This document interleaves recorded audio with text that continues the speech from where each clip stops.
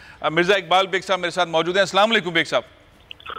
वालेकुम अस्सलाम फैसल। मैच तो शुरू हो गया, मैं थोड़ा सा देख भी रहा था, लेकिन इंतजार 24 तारीख का है।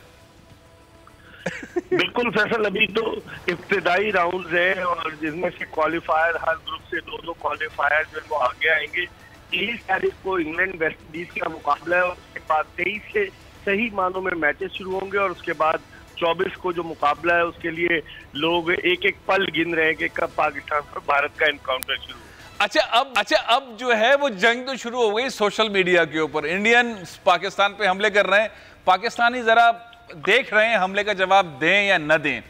अच्छा, एक तरफ दोनों ममालिक की सियासत है, दुनिया भर के अंदर एक सिनेरियो है पाकिस्तान और इंडिया का, और बहुत अरसे से टूर्स नहीं हुए, मैच हो रहा है। ये आपके ख्याल में पाकिस्तान की टीम दबाव में रहेगी इस मैच के हवाले से? पाकिस्तानी कौम भी मुझे लग रहा है सोशल मीडिया पे उस तरह का जवाब नहीं दे रही।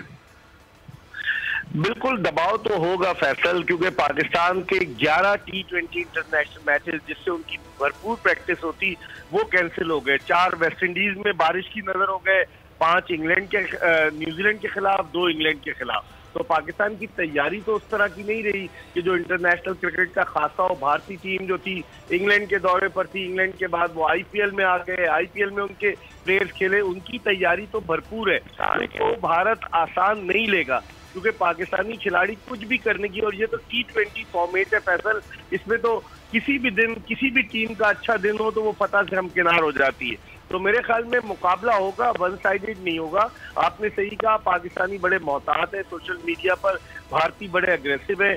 1 अरब 20 करोड़ की आबादी का मुल्क है, सोशल मीडिया वहाँ बहुत ज्यादा मुतहरिक है। लेकिन मुझे लग रहा है इंशाअल्लाह ताला बहुत टफ टाइम देंगे और कोई अपसेट भी हम कर सकते हैं, हरा सकते हैं। अपसेट कर सकते हैं, यानी कि आप भी जो है वो आप भी बहुत बहुत है, मतलब आप भी बहुत बेहतर। अच्छा, आप बताएं इस पूल में पाकिस्तान का अफगानिस्तान से मैच होगा, उससे तो हम जीत जाएंगे ना यकीनी तौर पर। न्यूजीलैंड से होगा, मतलब हमारे वैसे स्टेटस क्या है इस वर्ल्ड कप में? हम किस लेवल पर आप पाकिस्तानी टीम को रख रहे हैं आपके ख्याल में?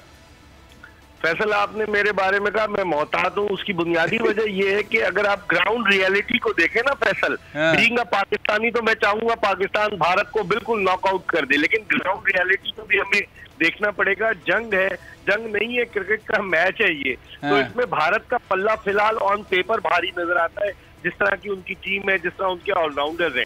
और आपने बात की अफगानिस्तान से, बड़ा टफ मैच होगा, दुबई में मैच है अफगानिस्तान से, और अफगानिस्तान की टीम में T20 के कई स्पेशलिस्ट हैं, खासतौर पर उनके जो स्पिनर्स हैं जो खेलते रहे हैं, जिन्हें अरशद खान, उनका स्पिन बॉलिंग अटैक बहुत अच्छा है। और उनके बैट्समैन, चूंकि उनको first class cricket longer version का इतना तजुर्बा नहीं है, तो उनके बैट्समैन जो है वो हिट करते हैं, मारते हैं। T20 क्रिकेट के लिए वो आइडियल है।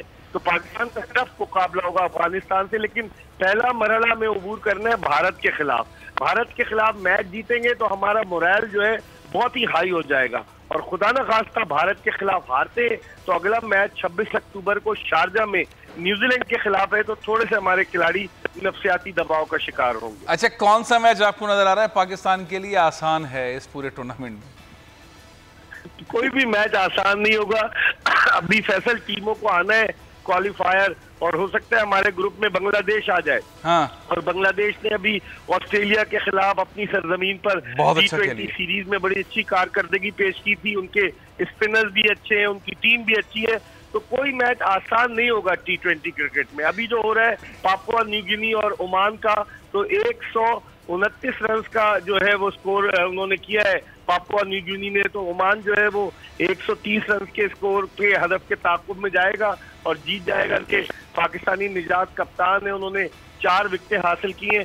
तो चले, ओमान भी आ गया अब इंटरनेशनल क्रिकेट में, लेकिन पाकिस्तान और जो पाकिस्तान भारत का मैच है वही सबके सरों पर सवाल। अच्छा, ये बताएं, ये तो जाहिर है कि मैंने बात भी यहीं से शुरू की थी कि पाकिस्तान इंडिया मैच, लेकिन फर्क क्या पड़ेगा वैसे हमारे बोर्ड में तब्दीली आने से, रमीज राजा साहब के चेयरमैन होने से, टीम की मैनेजमेंट में तब्दीली से? इससे कुछ सपोर्ट होगी, बूस्ट होगा, नफसियाती तौर पर हमारे प्लेयर्स मजबूत होंगे?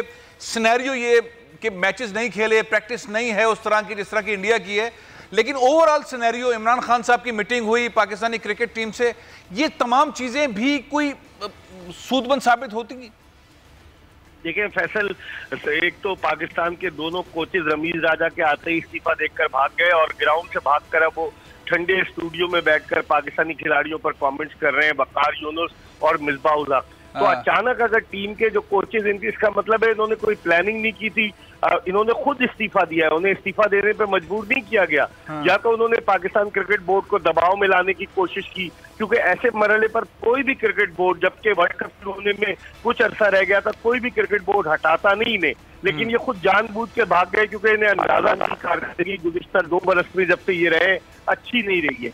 और क्रिकेट बोर्ड की तब्दीली यकीनन, अभी तो रमीज राजा 13 सितंबर को उन्होंने चार्ज लिया, अभी उनको 1 महीने से कुछ ज्यादा हुआ है। मुझे लगता है T20 वर्ल्ड कप के बाद फैसल बहुत सारी तब्दीलियां मुतवक्के, इस बात के भी इम्कानात है कि शायद बाबर आजम को किसी एक फॉर्मेट में कप्तान रहने दिया जाए और कोई नई तब्दीली की जाए। इस बात के इम्कानात भी है कि कोई गैर मुल्की कोच मुस्तकिल बुनियादों पर पाकिस्तानी टीम के साथ आ जाए, तो तब्दीलियों की तवक्को है। 4 विकेटें तो गिर चुकी हैं, मिसबाह, वकार, वसीम खान, ग्रांट ब्रैडबर्न भी जो पाकिस्तान क्रिकेट बोर्ड के डायरेक्टर कमिश्नर। अब बताइए सूरत हाल के अंदर क्या उम्मीद रखी जाए, लेकिन फिर भी बहुत अच्छी उम्मीद रखनी है। बहुत बहुत शुक्रिया बेग साहब, बहुत बहुत शुक्रिया। सब्सक्राइब करें और बेल दबाएं ताकि कोई खबर रह न जाए।